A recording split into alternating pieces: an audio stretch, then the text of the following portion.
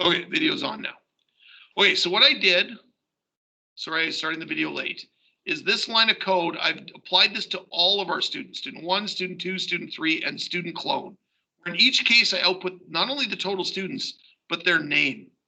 And if you look at the output that this generates, okay, the name is different. Smelly teenager, name 1, name 2, but the number is the same each time. It's the same number. Now this one's a clone, so it has the same name, but the number maintains the same number each time, okay?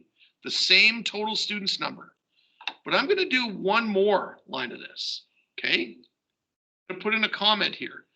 But first I'll put in this comment. Okay. Notice how we get the same output for each student instance as they all share the same access to the same variable. But here's something more interesting. You can access static variables from the class itself, not just the instances of the class. And instances, I mean objects. For example, I'm going to output student total students. This time I'm using the name of the class, not the name of one of my objects. Student is the name of my class. And that works. That is why the number 5 is getting outputted right there. It's outing it from the name of the class, okay? Not the name of the object, but the actual name of the class itself. Now, why this is interesting is because we're now going to use that modifier word static with a method, not with a property. So what I want you guys to do is go to your person class. Scroll down through all the methods. We're going to add a new method to the person class. So probably the last method you have is the clone method, and it might not be collapsed. It might be, you see the code. We're going to write in our own method, a public void method, and it's just going to be called end the world.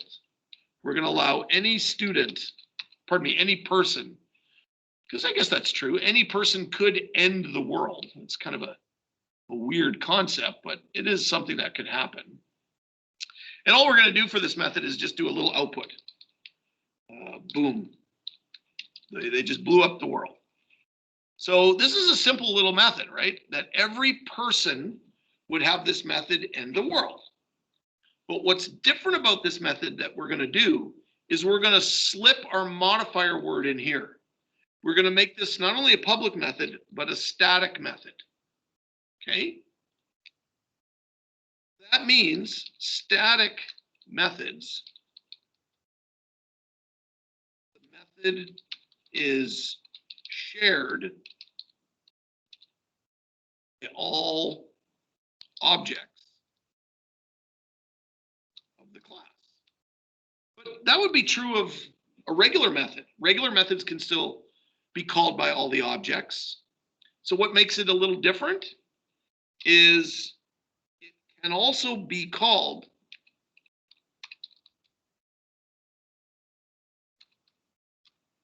from class itself. Just like we saw with regular variables, with regular static variables.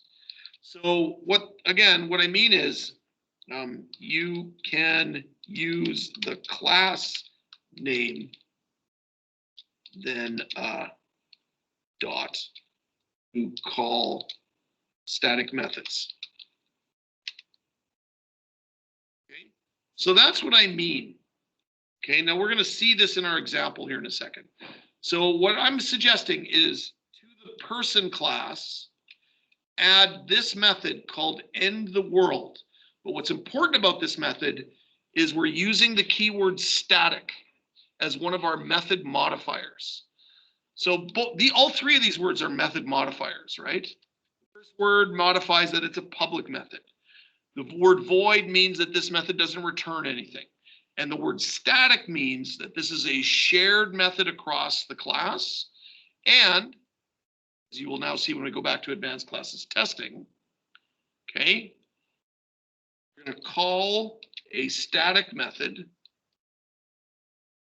from the class itself, class name. So person dot end the world. We're calling this method not from a person object, but from the person class itself. Now, believe it or not, you've seen this before, okay? You have seen calling a method like this before. For example, I'm just going to put it as a comment, but every time you go JOption pane dot show message dialog, and you put something in there, something like the word null, you are calling a static method right here. And actually, let me show you. If I was to look at the code behind show message dialog, you would see that they have added that keyword in there. Why did they do that? So that you didn't have to do this. You didn't have to go JOption pane equals new JOption pane, and then JOption pane dot show message dialog null, comma, my word. They didn't want you to have to bother with this line of code, so they had made it a static method for that reason, okay? So I want to turn this into a comment. I don't want this to actually be in our example. Not doing this.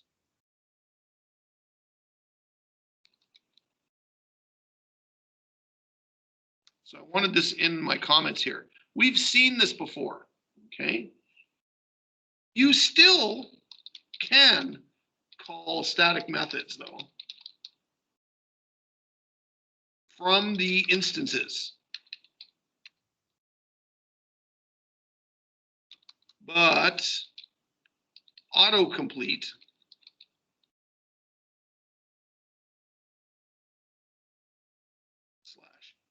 / IntelliSense will not show it.